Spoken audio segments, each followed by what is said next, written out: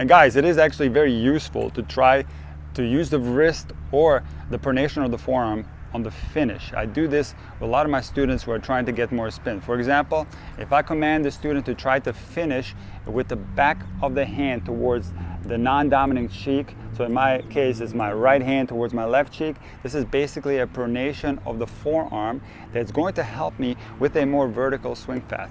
Now, naturally, this is not going to happen right at contact.